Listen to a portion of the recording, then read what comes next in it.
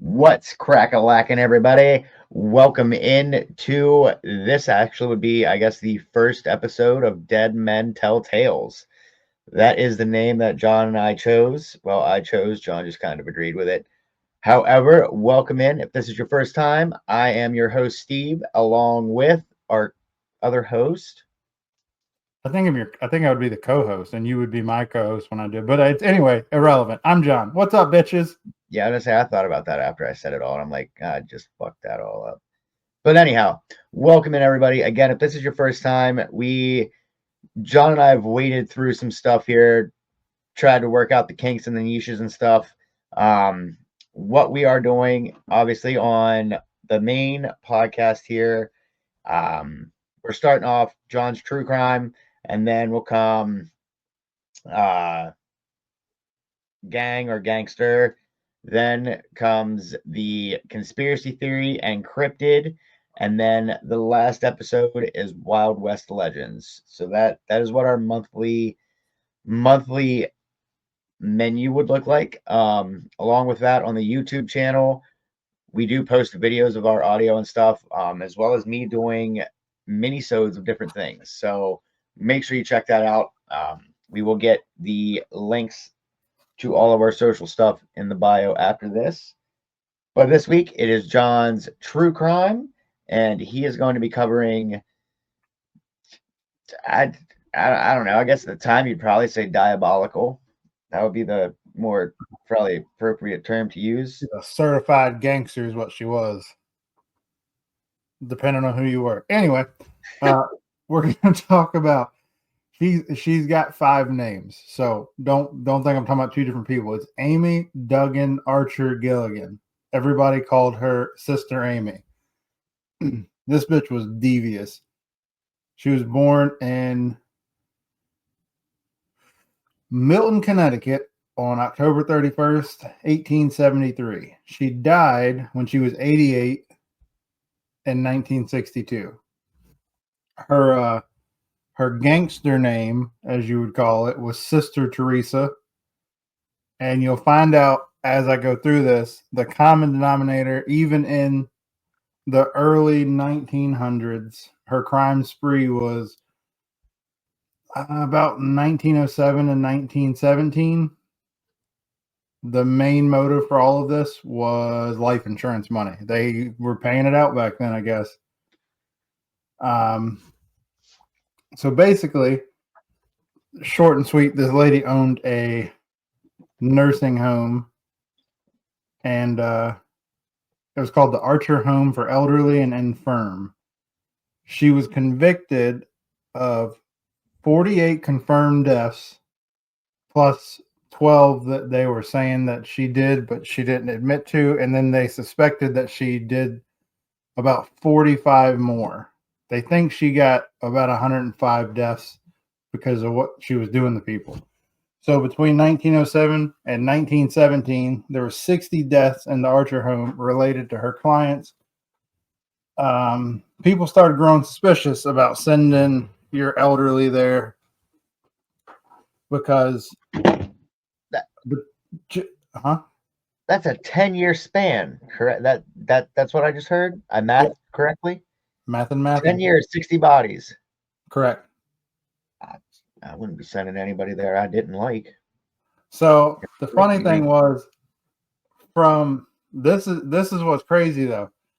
From 1907 to 1910, there was only 12. So in those 3 years, she off 12 people. She was getting her formulas right. The next 7 years were the other 48. She got a kill streak. Yeah, she had a UAV. It's fucked up. Anyway, I'm sorry. So basically, between 1907 and 1910, she killed 12 people. Now, what she was doing she would use arsenic and old lye, like the old school shit that old farmers put into ditches to clean out ditches. She would mix it into people's medicine, or just straight up give it to them to drink if they were not too old to require a bunch of medicine. But back then, remember, old back then was like 36. to 40 something. It wasn't. The life expectancy has like almost doubled in the last 100 years, so they claim. But depends on where you're living. So the first one and the more notable one was Franklin R. Andrews. His family is the one that kind of blew the whistle, because when he went there, health wise, he was perfectly healthy. The reason he went there is because his family couldn't deal with him. He was kind of an asshole. Sorry if you hear that. There, our cat has came up here and is being a little jerk. On the morning of May 29th, 1914, she was out doing some gardening at the Archer House, which is what they called it. And they sent this other guy out, and she was noticing that he was really strong and he could do a lot of stuff in the garden. So he lived the longest in the house. He got the longest run because they believe he was helping her, but he would later become one of her victims. The official cause of death for him was a gastric ulcer, and they believe that was because of poison she was giving him. And then as the death toll started rising, Natalie Pierce, she had her mother there. Her actually name was Nellie Pierce, but they have it both ways. They reported the suspicious death to the local district attorney, but everybody was ignoring all the complaints coming in. The reason that the district attorney started paying attention is because the people that were complaining to him then would be ignored. So they went to the local Herald, the Hartford Courant, but it's not spelled like current like it in today's way.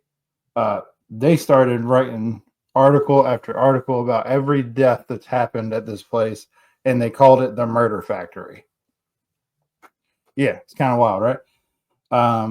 And it took a few months before the district attorney was like, all right, this is causing me issues. We're going to send the police to do an investigation. The messed up thing was they were finding bodies, but because the bodies had been on the property for so long, they couldn't figure out like causes of death. So the investigation took a full year for them to bring out like the 60 bodies. So pause here. So am I understanding this correctly, where she was killing these folks and just burying them, like no funeral, no nothing, no family come say their last words, like just straight murk, done by, thrown in a dish and buried? A lot of them were buried on her property. A lot of them were never really. Well, the police recovered quite a few of the bodies, so a lot of them were just like stuck in a closet. Not really a closet; they were put in like the basement or whatever. Jesus. But they only found out the reason they called her was the last five.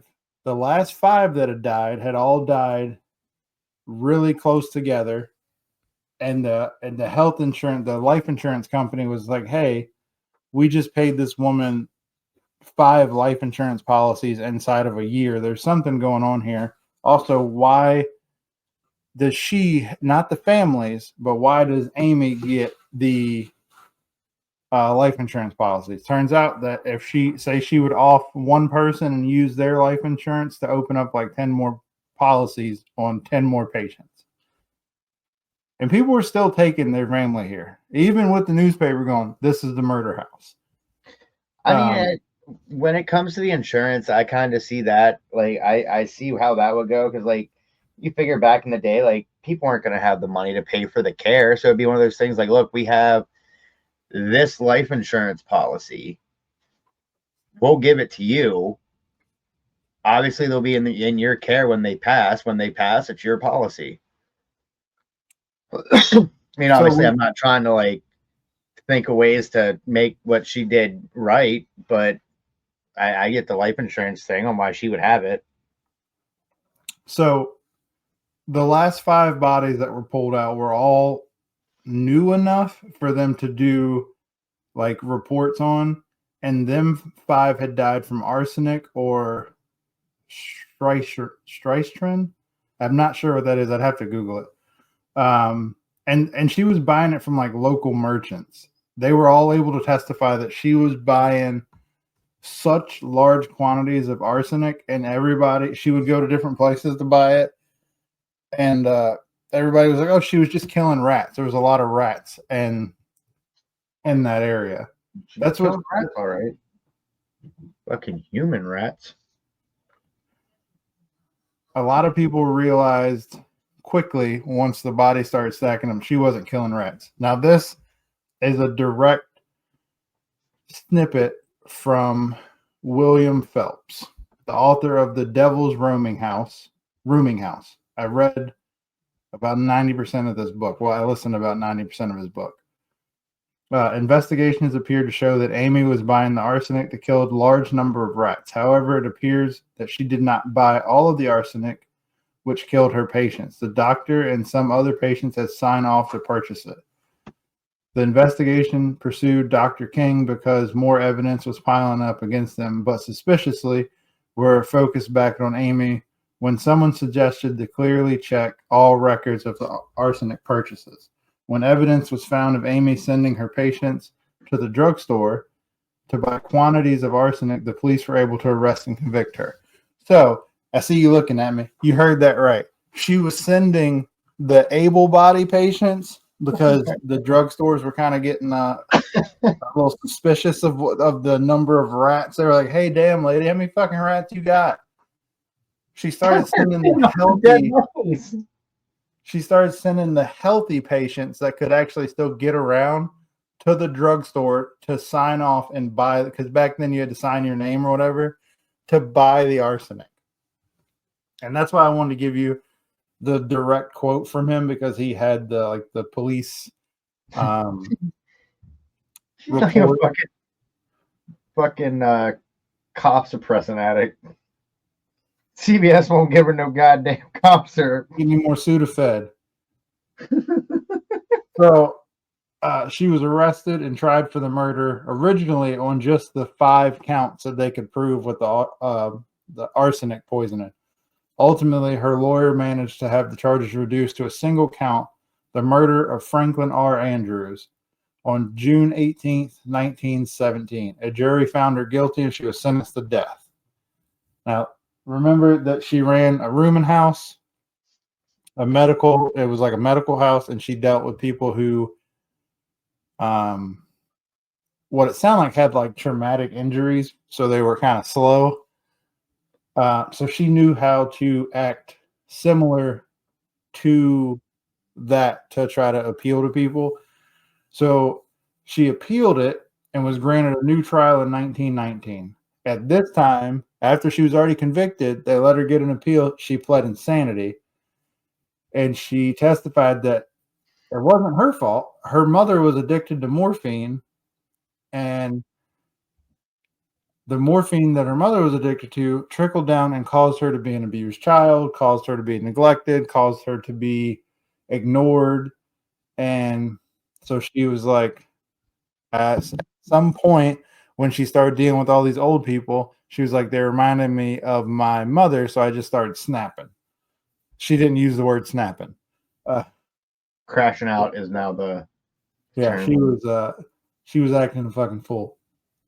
So because she acted like she was clinically insane, they were like, damn it, we can't give you the needle or like let you swing or give you the fucking electric chair because it's not going to look good for us if we, you're too crazy to know we're killing you. Exactly.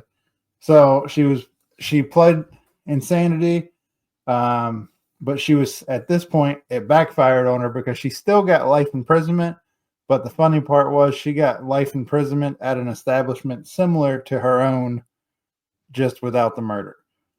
1924, she was declared temporarily insane, transferred to the Connecticut Hospital for Insane in Middletown, and she remained there until she died April 23rd, 1962. So she went to the cuckoo nest for almost 40 years. And not only that, but it said references said when he was writing the book and some of the interviews that she only acted insane when it was close times for her to be retried to see if they can give her the needle or to kill her. Like, Yeah.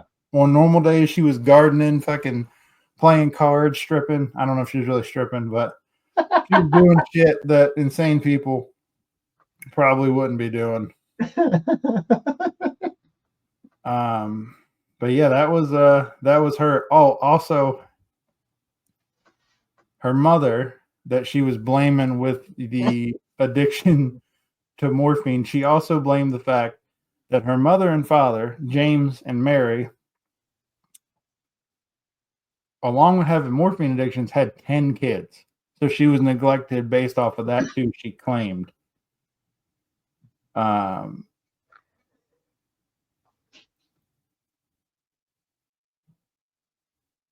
Are you coughing or are you laughing? I was coughing.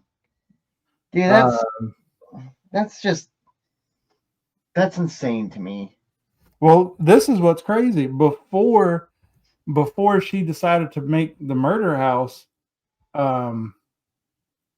they moved into a house and were hired to care for. Basically, it was like a plantation or whatever. And her mom, while she was addicted to morphine, was still able-bodied enough to provide care to one of the higher end people in Connecticut at the time, John Seymour, and he died in 1904. The guy left a lot of his property and his assets to care of the nurse. So it was his property that went from his home to a boarding house for a few years. And then when she became of age, she started pushing her family to make it like a, what's that, convalescent home? Like an old person home. Yeah. And they started doing that. Did she have kids of her own? They said she did two, but oddly enough, they died. I was wondering if you were going to ask me that because I made a small note. The official cause of death for both of her sons at different ages was acute bilious attack. In other words, it was severe. I had to look up that word. It's just severe indigestion. So like fucking horrible heartburn, I guess. Or she may have been poisoning her kids. That's what I think too, but they never, like I said, back then they weren't able to do like the forensic work that they can do now. Yeah. So it wasn't until like she was convicted that she was telling other people about all the people that died, and then they were having the families come in and they were like, hey, did you have somebody with this crazy bitch? And they were like, yeah, we did, and they died, and then we never got to see them or bury them. They were buried there for whatever reason.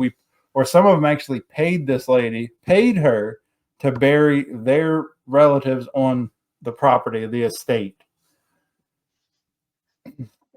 So they were like, cashed in a $25,000 life policy on your dead mother here, but for an extra $2,000, I'll bury them on my property.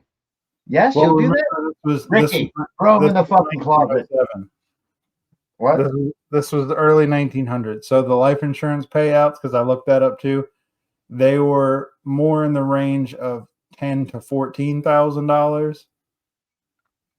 And today, I think that would be close to like 300 grand. I did the math, but I would have to look at it again. Still like $14,000 for an extra $1,000, madam or sir.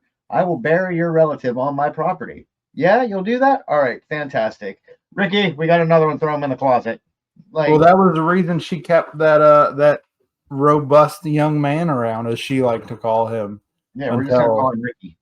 until she was getting closed in on, and then all of a sudden he died too because obviously dead men can't tell the tale.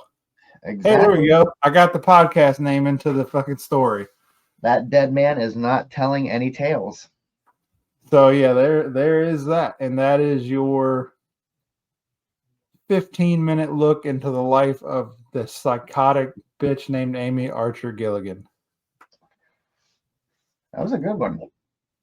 It definitely is a fucking crazy ass bitch. I like looking up the ones that not a lot of people know about. Like I already know who I'm doing for my Wild West Legends. I already know who that's going to be. But when I was going through, so I can pick the opposite. Mine's going to be a U.S. Marshal, if that helps you at all. No, honestly, it doesn't. Well, there you go. I mean, I'm pretty sure I know who it is, but when it comes to the world of U.S. Marshals, no, it really doesn't. Not for that age. Well, so when I was trying to figure out last week, or technically last weekend, when I was trying to figure out who to do the story on, I was between her and Rodney Alcala. You know who that is, right? The dating show killer from California. The one that he was literally offing chicks and they were giving him his fucking next I'm not getting into the whole thing, but basically the TV show it was like speed dating, but on TV. So if you dissed him during the TV segment, he was coming for your ass, and not in a good way. You were going to get dumped off of the fucking 10 freeway in California. Damn. They claim that he potentially killed up to like 37 people, even though they only convicted him, I think, of 13. That's insane. Dude, do you know how many times like Manson and other like notorious serial killers, the big ones that you hear about, like the Night Stalker, Richard Ramirez. You know how many times they were stopped by police and were just like chit-chatting with cops, and the cop was like, yeah, be crazy, be careful. There's a crazy killer out here on the loose. And they were like, yeah, I know, bud. And they just kept it pushing. You don't say, man. They for the Night Stalker, they found out after they stopped him, and got his ass where they needed to get him. They found out that he had been stopped, I think, like 6 times in like 6 various incidents. He had 6 different run-ins with the cops where they were like, well, you kind of look like the guy we're looking for, but it's nighttime. You're not wearing sunglasses, so I don't think it's you. And they would just let this motherfucker go. That sounds about. Did you see that they finally identified Jack the Ripper? They believe they identified him through a genealogical test. Don't get me started on that. I don't want to talk about it because I've been telling my family for fucking years. I got a sister who's a basket case. And I'm pretty sure she did that 23andMe Ancestry.com shit. And that's how they connected these motherfuckers. They were like, hey, your DNA kind of matches some shit that happened way back when. You wouldn't have a family picture album from 70 years ago, would you? Better yet, you ain't got no uncles that are kind of creepy that are still around, huh? We can pin one of them. That was crazy, dude. A fucking Polish barber. The funny thing is they claim they believe that they think they know who he was, right? They nailed down some family genealogy, did some blood tests and all that, and they were like, okay, he was definitely in your family, right? But at the same time, because I looked this shit up because I was reading about it, the police for years have believed that the actual Jack the Ripper, they believed his name was H.H. Holmes, and they believed when he stopped over there, the reason he stopped over there is because he came to the U.S. and he built the murder house in Chicago and had killed like another 13 people by suffocation in this fucking house that he had built. Not only did he have this house custom built because the World Fair was coming, he had he would hire, because I was going to do it on him, so I know a little bit about him.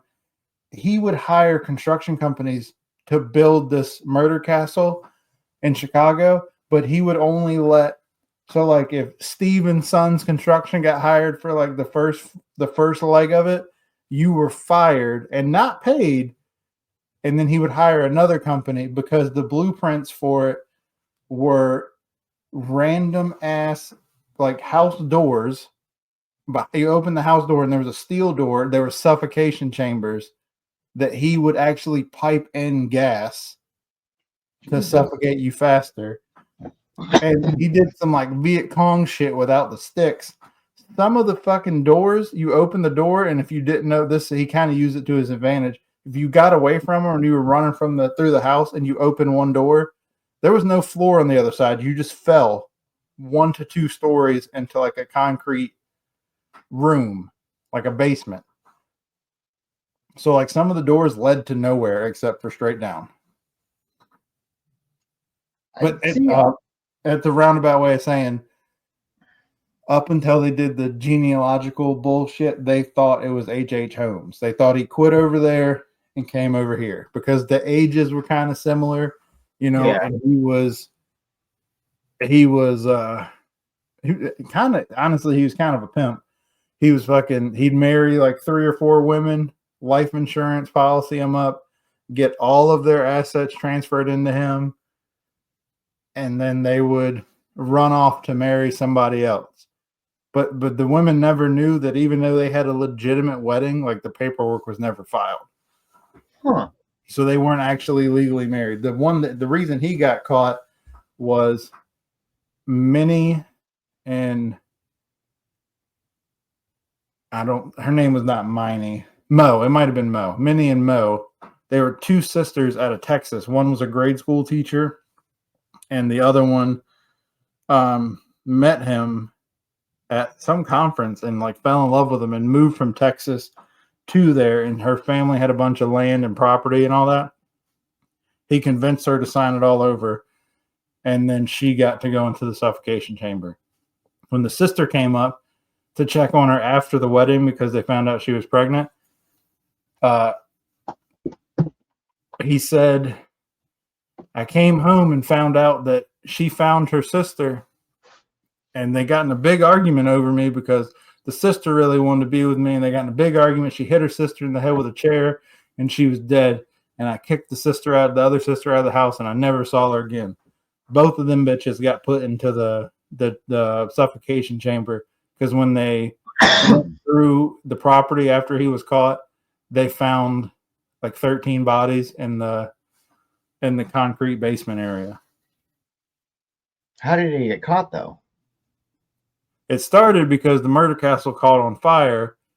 And then when he was having renovations done, the neighbor to the murder castle, they didn't build a chute when they were clearing off the roof from where the fire was. They were just chucking shit off the roof. And a lot of the stuff was landing on the neighbor's house. So he called the police and filed a report. And the dude, H.H. Holmes, got so pissed because then they had to build this expensive chute to put all of the shit where it had to go. He waited in the alleyway between the houses until the guy came out and just beat the dog shit out of him. And then he pulled a gun on him, and a police officer was walking by and seen it. And he was like, hey, something's not right here. You can't be doing this. And then he didn't actually get arrested then, but they started looking at him, and then he ran. But the reason he got caught is because he tried to claim insurance on the house that burned up. And they were like, no, this was obviously arson. And by the way, we found a lot of fucking bones in the basement. We have some questions. Damn. That's how he got caught.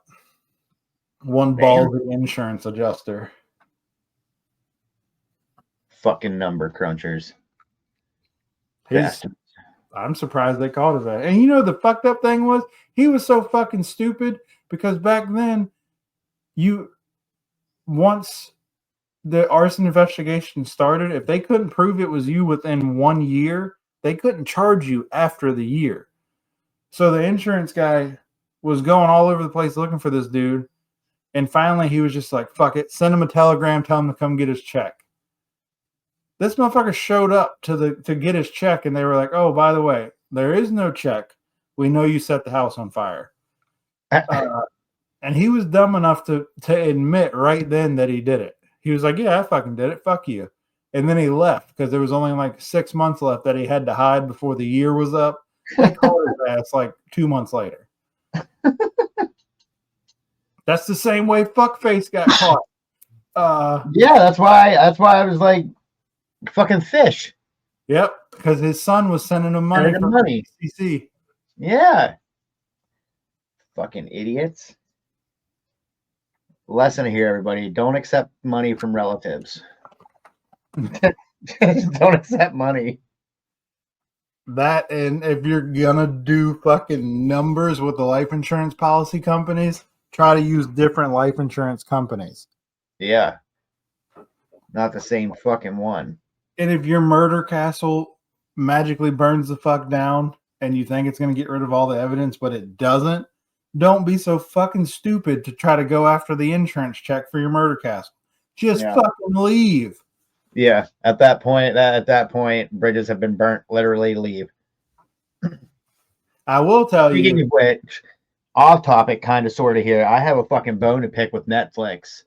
I watched the fucking Griselda miniseries they have on there about Griselda Blanco. Highly disappointed. Highly fucking disappointed. I canceled Netflix. Well, I didn't cancel it. Ronnie made the decision that we were no longer going to have Netflix because we have every other streaming service. And Netflix within a year, did like 3 price hikes. Yeah.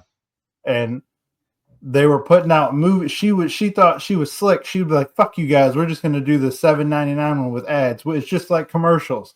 Then they were putting up movies that you could only watch if you did like the $18 one. So she would do the $18 one for a month, watch all the fucking movies that she wanted, and then drop it back down. Then the next month they would put out a new movie that she wanted to see. Yep. But it is like, it was so inaccurate. Like, certain stuff was, I'm like, okay, yeah, that happened, but how it happened was wrong. Like, how she met some of the people was wrong. And I'm like, this is like a staple in Miami's history. Like, what the fuck? I don't know. I probably won't do an episode on it because for some reason people now believe that you're not cool unless you're killing people. But I've been deep into this fucking Chicago drill,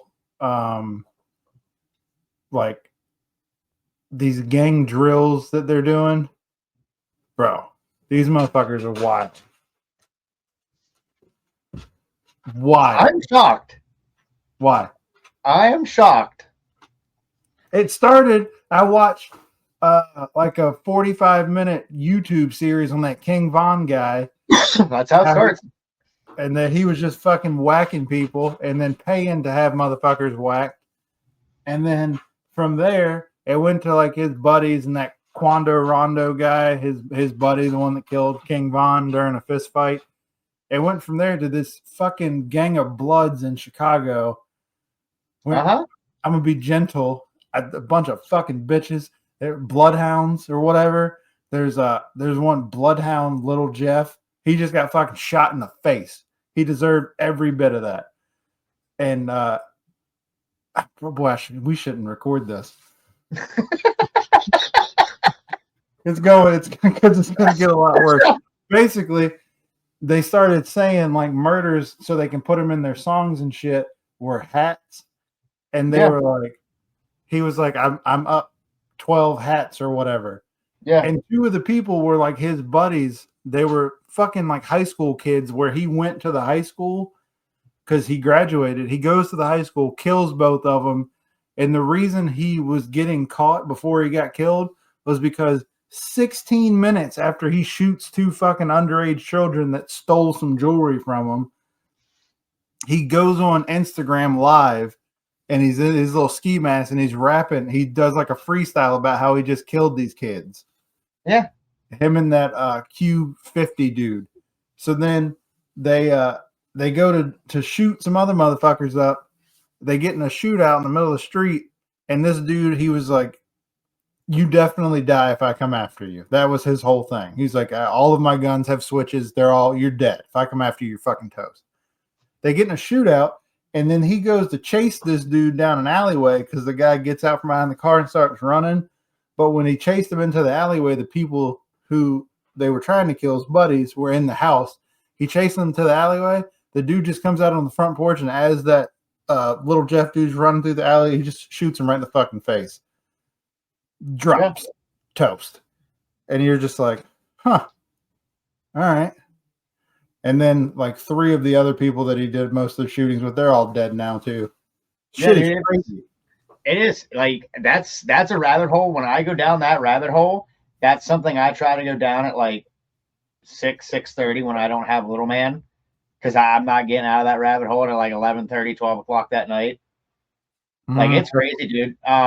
One to look up is Rondo number 9. I heard about him. Why he's in jail. He was the one that I want to say it was like 2010-ish, 11-ish maybe.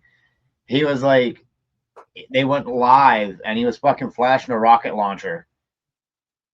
Like he got his fucking hands on a rocket launcher, dude. He's in like Fed time, like he's doing time. You know the most. All right, sit down. The most jacked up part about that is they made a song, him and that Q50 dude, about how to get away with a murder and not get caught. You're supposed to wear all black and fucking leave your phone at home. The reason he was going to jail was 18 minutes after he killed 2 kids in the car rapping about it. Yeah. And they were like, well, wait a minute. You went on Instagram Live at this time. So we were able to try to locate you a little bit. We found you leave the school. We found you go across town. We found you in the parking garage getting into the stolen Infinity. And well, they tried that with Young Thug. They tried to use his lyrics against him. There was, I actually have this song downloaded. YNW Melly, they tried to use his lyrics against him. There was one they succeeded with. I'll have to send you the song, but like it was a group of them, and they were all on who they smoked. And like, dude, that whole group went down because the whole song, the whole fucking song is who all they took out. And I'm just like, that's that Folio dude. I've read about him too. He was in Florida. He got killed last year. And I'm just like, oh my God. Like, yeah, he literally said the name and like where they got shot. No, this is, hold on. Now you have to make me look it up. But like it's a group of guys, and it's the one they did, it's over that 1,000 Miles song. Well, you know, the fucked up thing is once I got into the rabbit hole and I had exhausted YouTube and Google, there's a place you can go where your rabbit hole can go as far as you want it to, and that is fucking Reddit. Yeah. And Reddit, I mean, Reddit somehow have people's fucking home security videos. So it's called Who I Smoke by Spinna Benz, Younging Ace, Fast Money Goon, featuring Wappa with the Choppa. And like, dude, that I'll send it to you, but like that whole song is literally all on who all they've shot in the streets. And I'm just like, why don't you just fucking go into the police department and be like, hey, we did this. Yep, that was us. Well, the fucked up thing is when you get on Instagram Live and start talking about it, and then the people that were with you are now fucking incorporated in your bullshit because you're on live in the car with the 3 people you just went and did this with. That, and my other thing is like, and I know I'm gonna probably catch flack for this, but it makes me question, like, dude, if you're from the streets, you know the streets talk. Like you know they talk. So if you did this, The streets are gonna know you did this. Well, that's Who how. the fuck are you? Who the fuck are you trying to impress by saying you did it, my guy? You see that? What? You're vampire? What are you, fucking Dracula? Calm down, man. That's how that the fucking King Von's buddy got caught. He was talking about it, telling people about the hit that he put out on was it Little Tim or whatever, the dude that shot King Von for the Quando Rondo dude.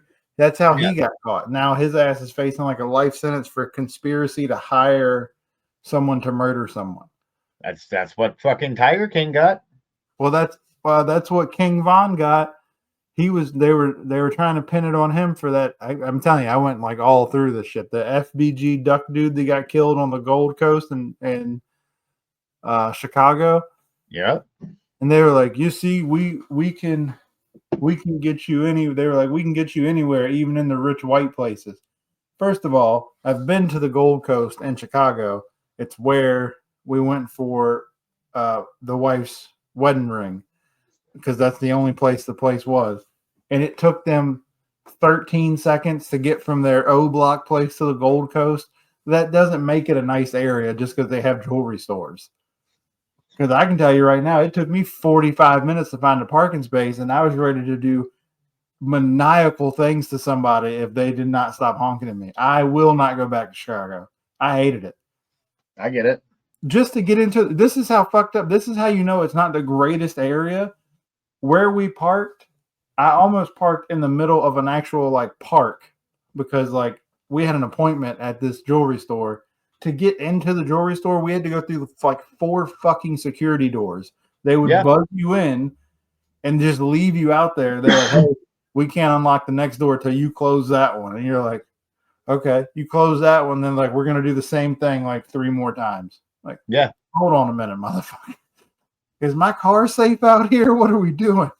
I went to a bar in Maryland or West Virginia that was that way. Like, I'm just like, dude, where you have me at, man? Like, I'm not scared. By no means am I scared. But I just want to know what the fuck to expect. Like, am I going to walk into this bar and someone's going to swing? Like, where does my guard need to fucking be at here? Well, my rule of thumb is I will not go if I can avoid it. I'm not going anywhere that I can't take a weapon. Yeah. If I can take my handgun or a knife or something, I ain't going. And people are always, they're like, oh, do you always carry a gun? I can promise you that 90% of the people that I've met since I was 18 when I started carrying a handgun have never seen me without a handgun unless you see me just get off an airplane. That's it. I mean, that's it. Other than that, I've always have a handgun with me. And it's not like it's not because I'm worried about having to fight 1 or 2 people. If you just want to do 1 or 2 people, if I lose, whatever, don't care. Let's go for it.